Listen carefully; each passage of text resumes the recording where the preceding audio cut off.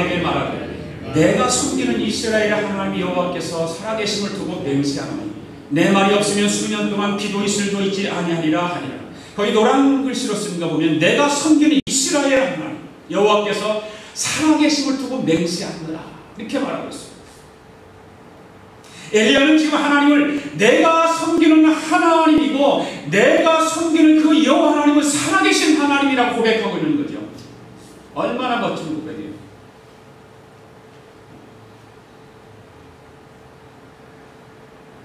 옆 사람에게 한번 해보시죠. 내가 섬기는 하나님은 살아계신 하나님입니다. 내가 섬기는 믿습니까? 살아계신 하나님이신 것을 믿습니까? 네. 내가 지금 찬양하고 내가 예배드리고 있는 그 하나님은 살아계신 하나님이신 것을 믿습니까? 엘리야가 바로 그거예요. 그것은 뭡니까? 무슨 고백입니까? 나는 하나님을 철저하게 신뢰하고 헌신한다 그 말입니다. 하나님은 살아계시기 때문에 내가 헌신을 해도 아깝지 않습니다. 내가 정말 신뢰를 해도 손해나지 않습니다. 그러니까 철저하게 그 살아계신 하나님 향해서 신뢰하고 헌신한다는 거죠. 그렇게 그처럼 하나님이 살아계신다는 그 확고한 신앙을 가지고 하나님의 일에 자신을 드리면 헌신할 줄 알았다. 어떤 사람은 조금만 형통하면 제일 잘 믿는 것처럼 하다가 조금 어려우면 하나님을 원망합니다. 그래서 그런 사람은 감정의 폭이요 그냥 계속 조금만 하면 업됐다, 조금만 다운됐다, 조금 기분이 업됐다, 조금 다운됐다. 그 변덕이 심하면 안 된다고 말해요. 꾸준하게 갈 줄 알아야 돼요. 신앙생활은요 그냥 꾸준하게 가는 거예요. 기분에 따라서 신앙이 막 요동치면 그 마귀가 얼마나 좋아하겠어요. 신나죠 뭐 마귀는. 저런 박수치고 막 응원하고 마귀는 굉장할 거예요.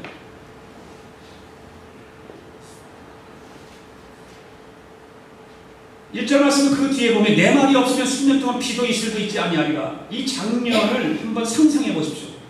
지금 시골 출신의 무명의 엘리야였지만 그 아합 앞에서 얼마나 당당하냐고 말이에요. 지금 아합이 보통 왕이 아니에요. 엄청난 파워를 가진 왕이에요. 우상 숭배에 따라서 바알신과 아세라 신상을 섬기는 그런 엄청난 힘을 가지고 있는 왕 앞에서 당당하게 지금 말하고 있잖아요. 사람들이 자기를 하나님의 뜻에 헌신하고 드리면 이처럼 당당하게 된다는 사실을 알아요. 그처럼 우리가 부족하고 연약해도 하나님께 헌신하고 하나님이 기뻐하시는 일에 드리게 되면 우리도 얼마든지 멋지게 하나님으로부터 쓰임받게 될 줄로 믿습니다.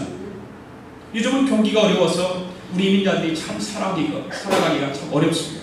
우리 이민자들뿐만 아니고 온 세계 사람들이 좀 어려운 것 같아요. 힘든 것 같아요. 경기가 어려우면 없는 사람들이 더 고생을 해요. 뭐 있는 사람이 있으니까 조금 괜찮죠.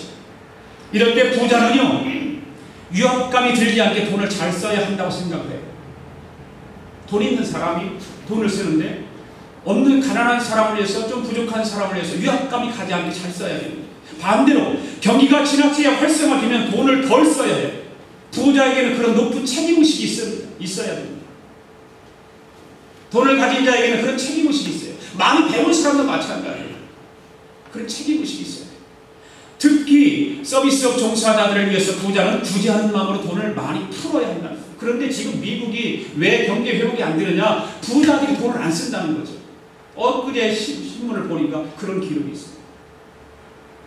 저축은 지금 늘어난대요. 저축은. 이상하잖아요. 경기가 안 좋은데 어떻게 저축이 늘어나요? 안 쓰고 저축하는 거야. 돈 있는 사람이 좀 쓰면 그래도 경기가 좀 회복되고 나아질 텐데 안 쓴다는 거죠. 경기가 어려울 때 부자는요 평소 2달에 한 번 외식하는 것을 2번씩 하면 돼요. 그렇잖아요. 한 달에 한 번 미장원에 갔던 것을 한 달에 2번 가는 거죠. 돈 있는 사람. 또 형편이 어려운 분이 친절하게 섬겨주면 슬쩍 적절한 팁도 좀 줄 줄 알아요. 있는 사람에게 하는 소리. 있는 사람. 그것이 바로 예수 믿는 우리에게도 해당되는 것 같아요. 예수 믿는 사람들이 너무 짱은 그렇잖아요. 내가 조금 여유가 있다면 쓸 줄도 알아야 되고 베풀 줄도 알아야 되고, 그런 행동들은 자원을 남용하지 않으면서 돈을 돌게 하고 힘들게 사는 사람들에게 지혜롭게 돕는 길인 거죠. 그래서 부자는 돈을 지혜롭게 잘 쓸 줄 알아야 하는 것입니다. 인간이 사는 목적이 하나님만 섬기고 하나님의 영광을 영화롭게 하는 것이라고 우리는 알잖아요. 하나님을 섬기고 하나님을 영화롭게 하는 것이 어떤 것인가? 바로 어렵고 가난한 사람들을 돕고 그들을 위해서 헌신하는 거예요. 바로 마태복음 6장 33절에 너희는 그 나라와 그 일을 구하라. 그리하면 이 모든 것을 너에게 더하시리라. 그 말씀이 어떤 말씀이에요? 바로 그런 말씀이잖아요.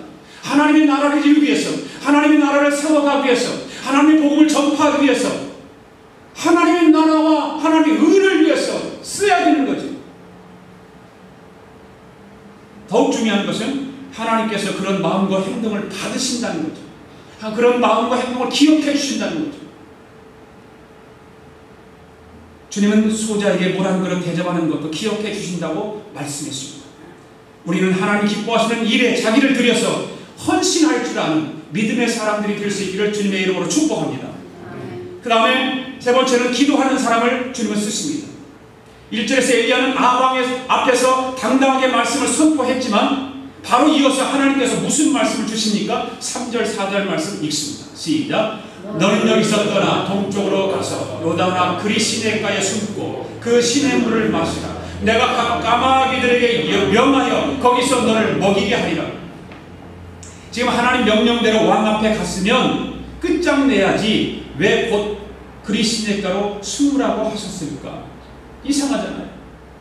왕 앞에 가서 당당하게 말했으면 왕이 굴복을 하든지 왕이 그 말에 대해서 무슨 답을 하도록 해야 되는데 말해놓고 그리 시내가 빨리 도망가라는 거예요. 우리가 생각하기에는 믿음 있는 사람이니까, 헌신된 사람이고 하나님만 바라봤던 사람이니까 그 지금 왕 앞에서 순교를 하든지 거기서 굶어 죽든지 하지 왜 까마귀에게 얻어먹으라고 할까? 참 자존심 상하는 일이에요, 신앙인들에게. 그러나 훈련의 가장 중요한 하나님의 목적 중에 하나가 바로 어떤 것일까? 왜 하나님은 그런 훈련을 시켜줬을까? 바로 엘리야의 자존심을 꺾는 일이에요. 자존심을 꺾는 거예요. 여러분, 자존심 꺾기 싫죠? 자존심 내려놓기 싫죠? 아무것도 아니거든요. 그 1g도 안 나가요, 그 자존심. 그런데 못 내려놔요, 그걸. 그런데 하나님은 그 일을 하셔요. 엘리야를 향해서 엘리야의 자존심을 꺾기 위해서 지금 왕 앞에서 도망가라는 얘기예요. 그리 시내가에 가서 숨으라는 얘기예요. 얼마나 자존심 상하는 얘기예요. 여러분, 신앙생활하다가 하나님 앞에 자존심 세우지 마십시오. 하나님 꺾으시면, 하나님이 꺾으시면 힘들어요. 여러분들이 자진해서 꺾어야 편하지, 생각해보세요. 다른 사람이 여러분의 자존심을 깎아내리려고 해보세요. 얼마나 고통스러워요. 자진해서 꺾어내리는 거예요. 자진해서. 그렇게 편해요. 지금 보십시오. 하나님을 바라보면서 헌신하는 것은요, 내 뜻과 자존심을 버리고 하나님 뜻을 찾아가는 것 아니겠어요? 그렇죠? 살다 보면 가끔 받아들이기 힘든 어떤 상황이나 말씀이 주어질 때가 있어요. 그럴 때도 그 상황과 말씀을 그대로 받는 것이 진짜 주님을 바라보는 헌신된 삶이거든요. 그런데 안 받아들여요.